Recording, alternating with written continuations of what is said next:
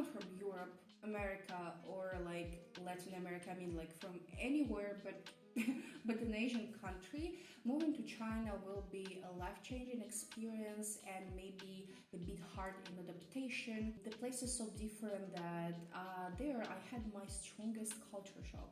That's why I decided to actually film this video to give you some websites and resources that you can use and that will help you facilitate your stay there. My name is Anna. I've been living in China for around 7 months and I studied Chinese there at the university.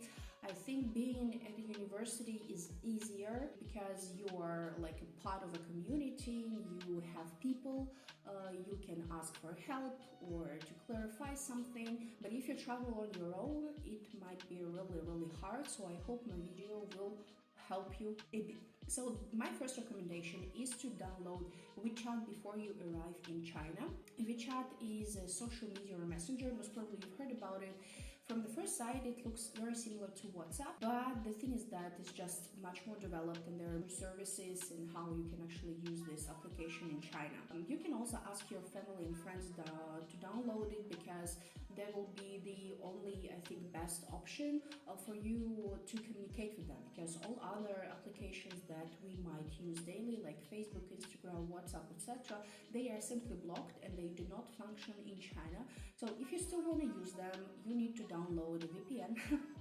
There is no like any integration here and I cannot really recommend the VPN, so just try some. Again, using WeChat will be the best option, and here I'll tell you about some extra services that may surprise you for sure.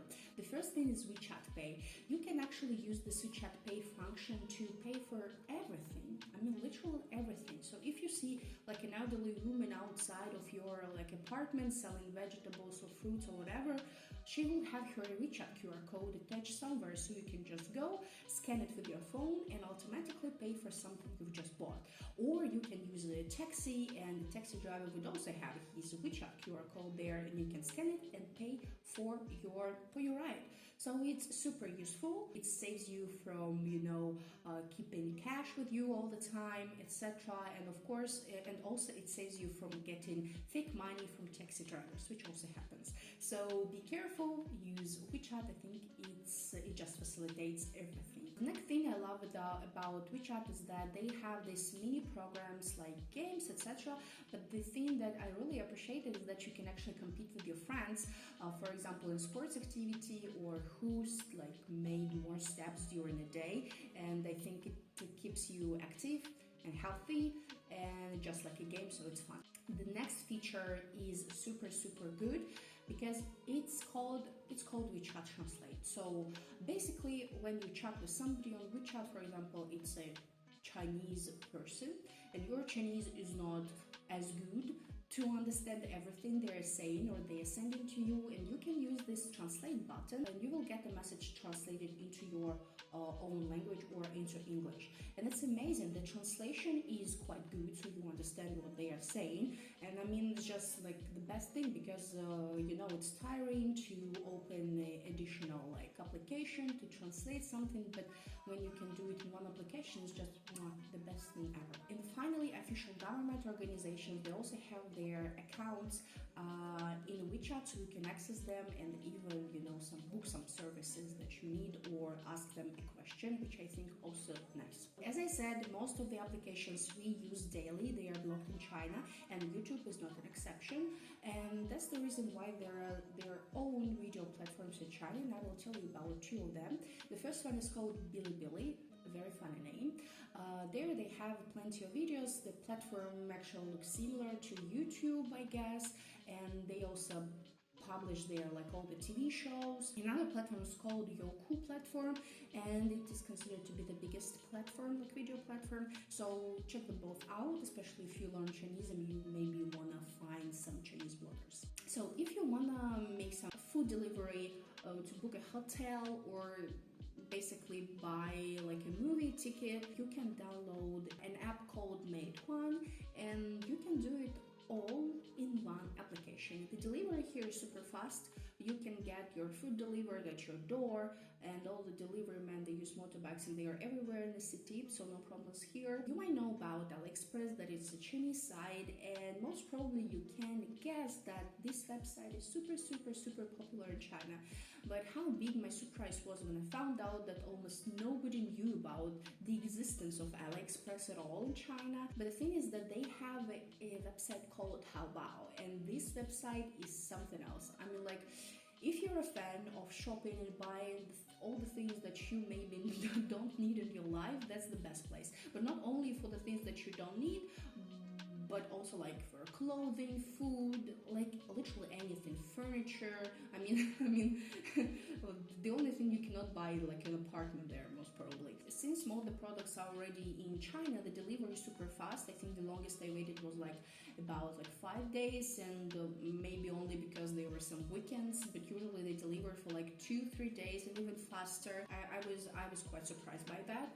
And there's also an opportunity to order something from abroad. I think the delivery will take longer. But again, if you're a foreigner and you miss your food, you can also order some, for example, European food or anything, and I think it's super cool. I live in Beijing, and here are 2 recommendations for you if you also live in Beijing or gonna live in Beijing. So if you've seen Beijing subway, well, you saw that it's super big. Yeah, so here I can recommend you to download the application Beijing Subway. Not very original. You can check out the timetable, the routes, how to get somewhere. Another application is connected with the air quality, because well, you know that air quality sucks in whole China, and they even influence the countries that are near them, because the clouds just move.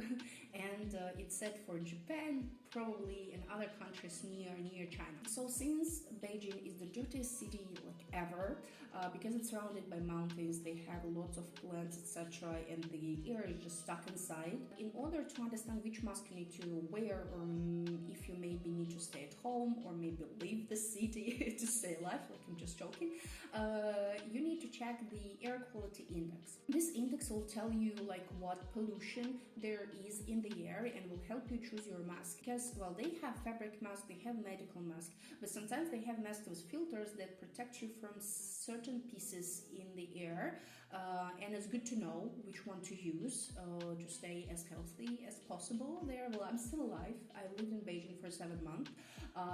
Most of the time it was quite bad, but there were some days when the sky was even blue, and it was just the happiest days ever. And there is also an application for whole China. It's called China Air Quality Index that you can also check out. I think every city to stay updated. My next recommendation will be about maps, because again, Google doesn't function, and even if you use VPN and you use Google Maps, well, they suck, because in China, Google Maps will not give you an up-to-date information, because they just simply do not have access, most probably. And if you want to find a place, well, you better use some Chinese maps. The first one is Baidu Maps. Baidu is actually a search engine that is used instead of Google or something like that, and it is easier to access a Chinese website using this search engine. Well, I think it's less easy to access some maybe foreign websites, but anyway, it's better for China than Google. And they have maps, so you can check out all the information about transport, how to get there, what their working hours are. So it's super comfortable, because in China everything changes so fast. One day you can have a hairdresser salon near your house, and the next day it will be a noodle cafe or something like that. So they rebuilt everything super fast. Just useful to be updated about all of those things, so Chinese maps will be really helpful here. The next step here is called Gaoda Maps. So just try both of them and choose the ones you like. Finally, my last but definitely not least recommendation is about translator. Not so many people are experts in Chinese when they moved to China, so I was the same. I didn't speak any Chinese when I moved to China, and I was recommended to download this app that is called Train Chinese Translator. I think that it's not only a translator, it's like a platform where you can learn Chinese, but I only use translators, so I have no idea. So basically, this app gives you really many translations of one phrase or character, and it gives you context how it's actually used in real life, and it's super helpful because Google Translator sucks. This translator is really good. Well, most probably it's good for certain phrases and characters, not for, for big texts.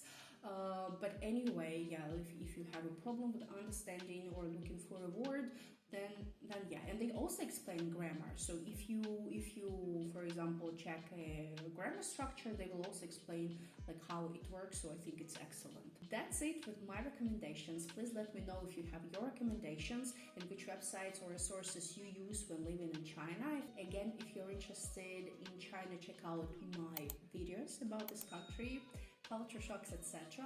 And see you in my next video. Thank you for watching. Bye bye.